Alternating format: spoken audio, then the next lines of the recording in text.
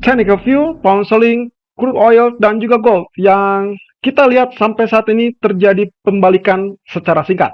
Ya, khusus untuk pound selling sendiri, kalau Anda lihat di sini, dia sudah berhasil menembus zona support persis dengan apa yang kemarin kita uraikan.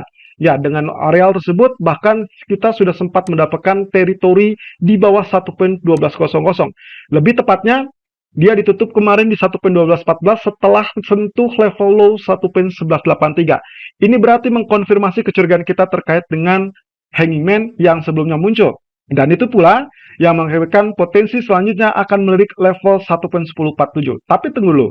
Jika memang itu akan terjadi penurunan, maka yang harusnya kita lakukan adalah menunggu pantulan terlebih dulu.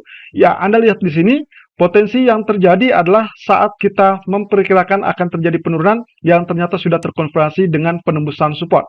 Yang itu berarti potensinya area support tersebut kini berubah fungsi menjadi area resisten.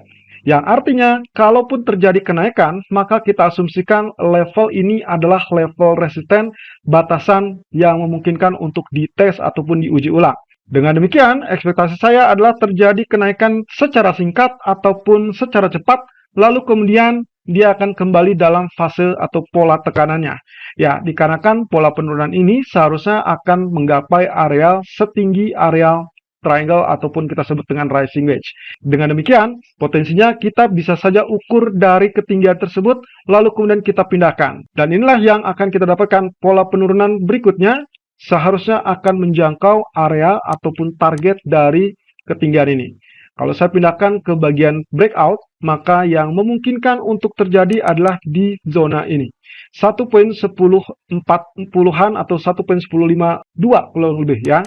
Jadi ini memungkinkan target tersebut mirip dengan apa yang digambarkan oleh grafik daily, di mana 38.2% Fibonacci retracement menunggu di 1.1047. Ya, dengan demikian pula, apa yang kita sempat soundingkan tadi pagi kurang lebih dengan skenario melakukan sell, maka hal tersebut harusnya akan terpenuhi sebentar lagi. Di mana di jam 12.59 saat ini, area pound selling bertahan di area 1.1238 untuk high, dan running path sudah berada di 1.1215. Sementara skenario kita adalah melakukan sell di kisaran 1.1240 ataupun 1260, katakanlah ini sudah cukup dekat, maka target berikutnya diharapkan turun ke 1.1180, mendekati low tadi malam, kemudian juga 1.1120. Dan stop loss kita akan antisipasi di 1.1320. Tentunya, yang paling memungkinkan untuk dikatakan sebagai zona bullish adalah saat dia berhasil tembus 1.1355. Selama dia tidak tembus di atas 1.1355, maka kita bisa simpulkan dia masih tetap dalam fase bearish. Kemudian kalau kita lihat dari crude oil yang juga terjadi rebound cukup tinggi sampai 85.60-an. Ya, seperti Anda lihat di sini, terendah yang sempat tercipta adalah di level 81.77. Kemarin sudah saya sampaikan, kalaupun misalkan terjadi pullback, maka kemungkinan 83.60-an atau 83.70-an itu masih bisa dilakukan untuk sell. Dan itu betul-betul terjadi, teman-teman. Sewaktu kemarin, setelah kita merilis video, dia sempat rebound ke 84.30, kemudian turun lagi sampai ke 81.70-an.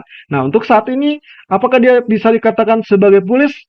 Tunggu dulu, posisinya adalah dia masih dalam jalur trend channel turun. Yang artinya, secara keseluruhan seharusnya dia memang masih dalam fase penurunan ini.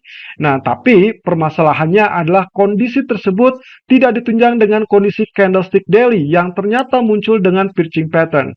Oke, ini apa artinya? Kalau kita perhatikan, lagi-lagi di bagian ini, maka kita seharusnya masih tetap dikuasai oleh potensi bearishnya. Ya, kalau kita tidak gunakan Fibonacci retracement seperti itu, berarti kita memiliki pertahanan kurang lebih di zona ini. Yang sekarang terjadi adalah berada di 85.60-an. Kalau selama dia tidak tembus, maka seharusnya yang akan kita dapatkan adalah rejection turun, teman-teman. Dan itu berarti melanjutkan dari apa yang terjadi sebelumnya. Nah, saya perkirakan kalau misalkan ini pola penurunannya sesuai dengan perhitungan kita, maka yang harusnya terjadi, dia masih akan menyisakan satu kali lagi untuk pola penurunan.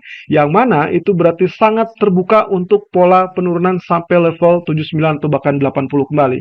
Apalagi dengan SPR yang dirilis oleh Amerika tadi malam, tambahan 15 juta barrel dari SPR Amerika, mungkin saja hanya berdampak tipis karena sudah diantisipasi. Itulah sebabnya dia terjadi pantulan sampai zona 84 ataupun 85. Nah, tapi secara jangka panjangnya kita masih tetap bisa melihat areal ini kembali diuji, lalu kemudian disinilah letak buy ataupun kita sebut dengan demand yang memungkinkan jauh lebih kuat. Ini berarti kisaran areal 79 ataupun areal 80. So, kalau Anda ingin melakukan buy, saya lebih prefer di teritori ini, teman-teman. Tapi kalau misalkan Anda menginginkan sell, maka ini masih tetap dalam zona sell dengan asumsi bahwasanya dia tidak boleh tembus areal resisten, sehingga sebaiknya Anda menggunakan stop loss di atas areal resisten tersebut. Kalau kita lihat secara terperinci, maka areal tersebut berada di areal 85 yang sampai saat ini sedang terjadi. 85.76 berarti Anda boleh lakukan sell dengan catatan stop loss harus berada di atas 85.70. Anggap saja di 86.40 karena begitu dia confirm tembus, berarti dia akan lanjutkan kenaikan dan mengincar zona 87 atau bahkan 88. Dan barulah nantinya diharapkan terjadi strong demand di zona 79 ataupun 80-an. Artinya skenario belum akan berubah kalau selama dia tidak tembus zona resisten 85.70-an. Dan perhatikan skenario di sini, saya memiliki beberapa skenario yang memungkinkan jika terjadi penembusan. Berarti F, kemudian dia akan koreksi G, dan akhirnya lanjut dengan kenaikan H. Dan itu menunjukkan potensi yang sangat-sangat serius untuk sampai 87. Artinya, kalau Anda menginginkan pola atau skema A untuk lakukan sell di zona resisten, maka sebaiknya stop loss tetap dipasang di atas resisten tersebut untuk mengantisipasi pola FGH tersebut. Sementara itu, kalau kita lihat dari sisi gold yang ternyata betul-betul bergerak turun sampai level 16.22 sampai saat ini atau pagi ini, bahkan tadi malam sempat turun sampai level 16.27, dan itu berarti kurang lebih mencapai teritori kita, dan ini berarti menandakan pula target dari descending triangle sudah selesai. Nah, yang paling normal teman-teman, sangat wajar kalau memang terjadi kenaikan ataupun rebound, tapi hati-hati, yang kita perhatikan berikutnya adalah level-level resisten di atas trendline tersebut, yang berarti pula itu adalah sebagai area potential resistance yang sangat kuat. Nah, kita harapkan areal 39 atau kurang lebih 1639.90-an itu menjadi areal resisten kuat sehingga terjadi rejection.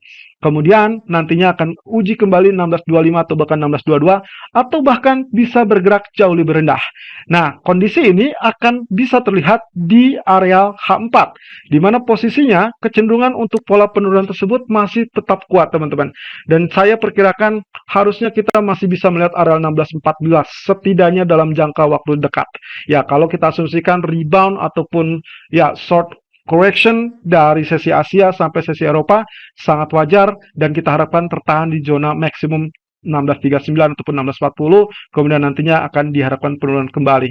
Dan itu pun didukung oleh grafik daily yang menunjukkan candlestick membentuk pola long candle bearish, sehingga kemungkinan posisinya masih tetap layak untuk dipertahankan bearish ataupun penurunan.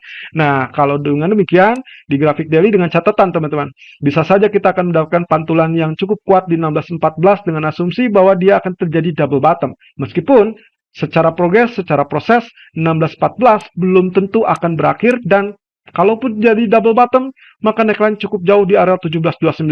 PR yang sangat panjang dan kita memiliki PR tersebut sampai 2 minggu ke depan.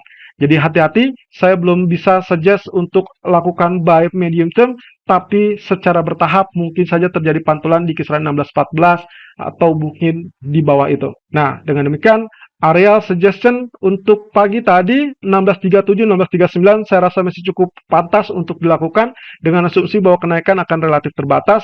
Kemudian target yang maksimum di 1625, tapi kalaupun misalkan dia tembus di bawah 1625 kembali, Anda boleh pertahankan posisi sell Anda sampai maksimum 1614. Dan begitu mendekati 1614, hati-hati karena bisa saja seperti apa yang tadi kita sampaikan, kemungkinan untuk terjadinya rebound itu sangat-sangat besar.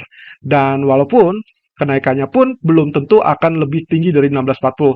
Lalu bagaimana jika ternyata tembus 1640?